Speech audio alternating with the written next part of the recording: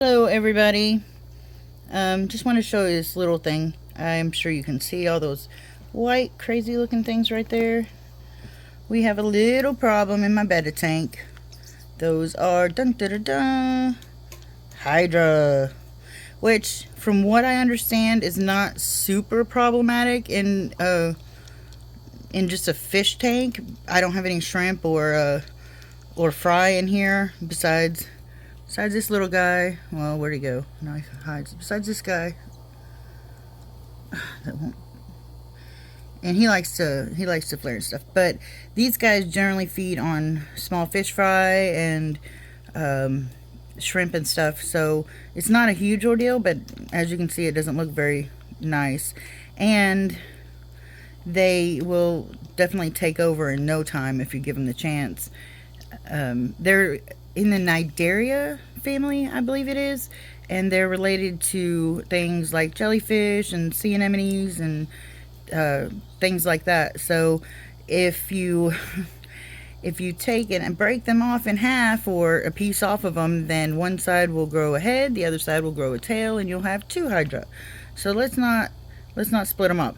But as you can see, we've got a little bit of mulm on the bottom, and I honestly didn't think much about it when this is from our last betta that we had. He had some vision problems, so we tended to overfeed him a little bit, which we have these guys, these snails, so didn't really think much about it.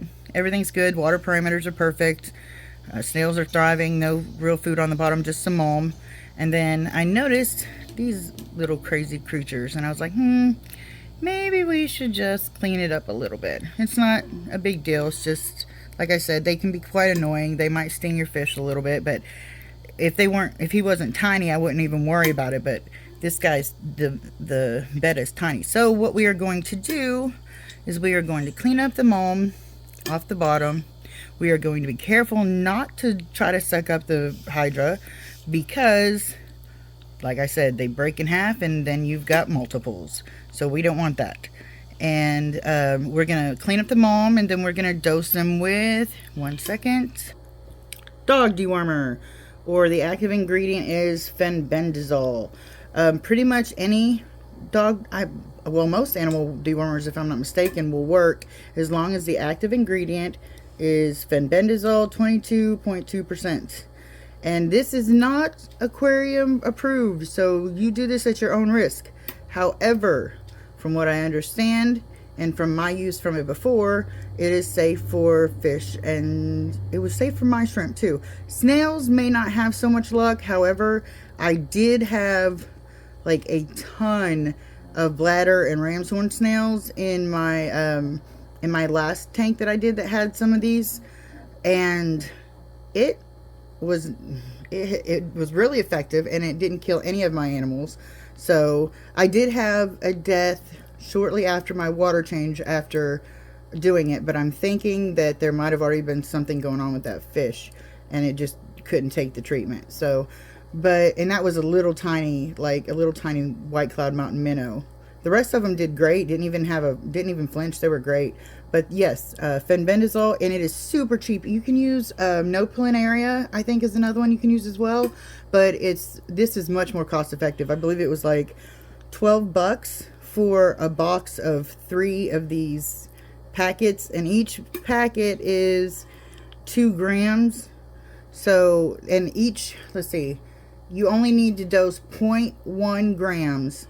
That's 0.1 grams for every 10 gallons. So this is a 10 gallon, and I will be dosing 0.1 grams of fenbendazole.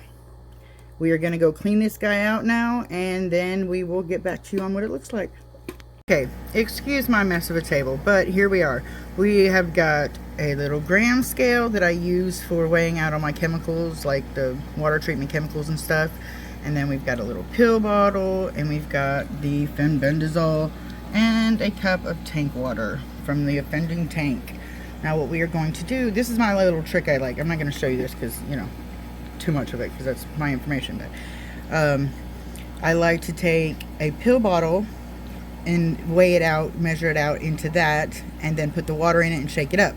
You can put it straight into your tank, but it doesn't dissolve very easy, so I'm not sure how effective that would be.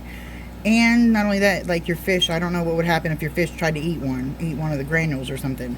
You can stir it in a cup and you can stir it around and see, but again, it's hard to stir. So I like to take it and weigh it out in a pill bottle and put in some tank water, about half fill it up and shake it. Give it a really good shake for a while, because it takes a minute or two of shaking before it dissolves properly.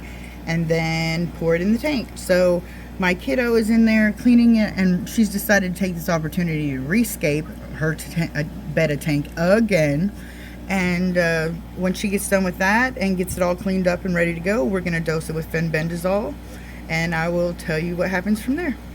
Okay, here is the final product. I don't think you can see much in there, but that is the fenbendazole mixed up.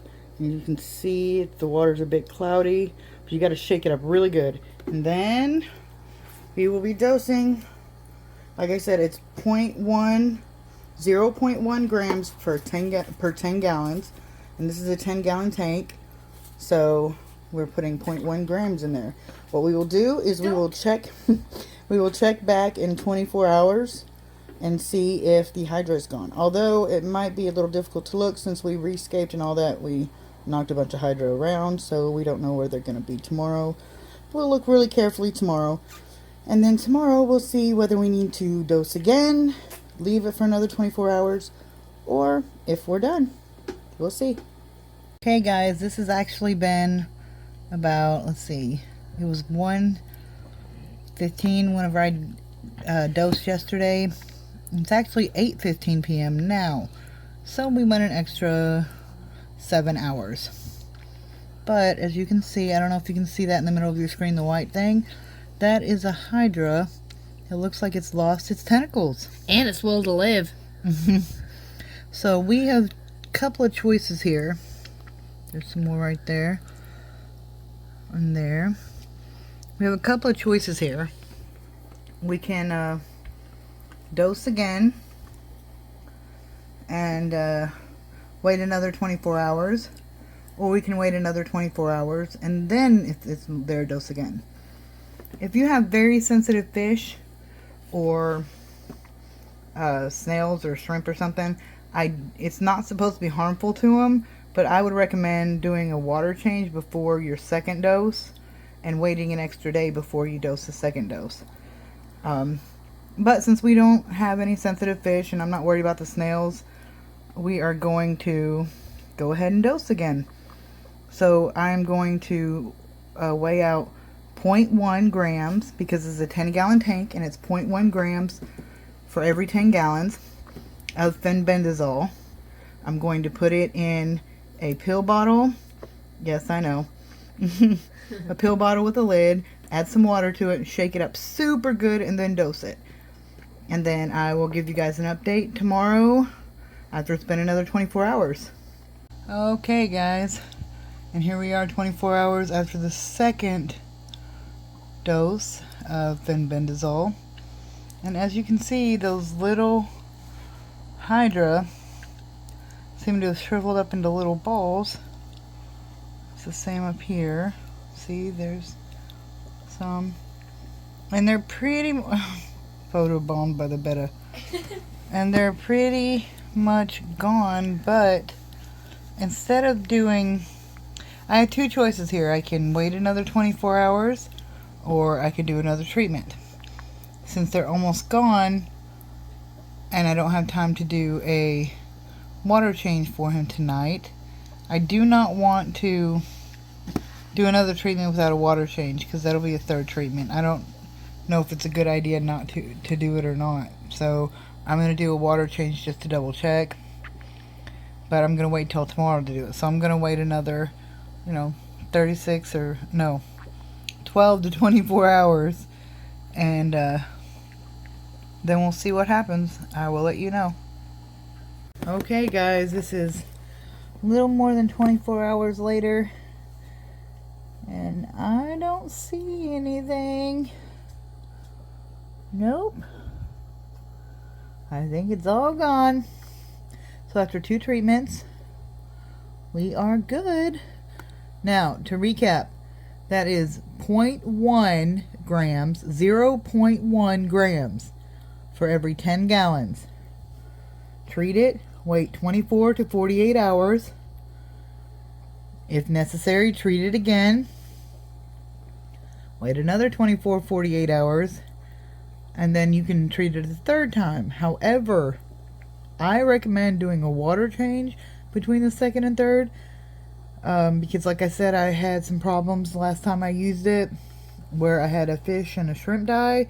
Not sure if it was from that, but I don't really want to take any chances. So, oh, there's Cole. So we are going to end this now, and I will do a water change in the morning as it is after 10 o'clock tonight, and his parameters are perfect other than having the medication in there. So we're just going to wait until tomorrow morning and do another water change. And then that will be, we'll vacuum a little bit off the floor to make sure we get out any of the dead Hydra or whatever. And that'll be that. So don't forget to roll those sleeves up. Have a good night. Peace out.